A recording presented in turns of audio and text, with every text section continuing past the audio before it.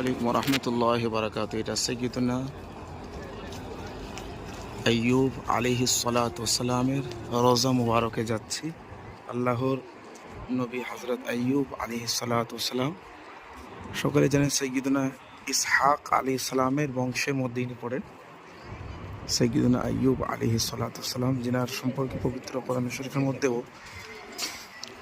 আল্লাহ পাক উম্মত মুহাম্মাদীদেরকে অবগত করেছেন।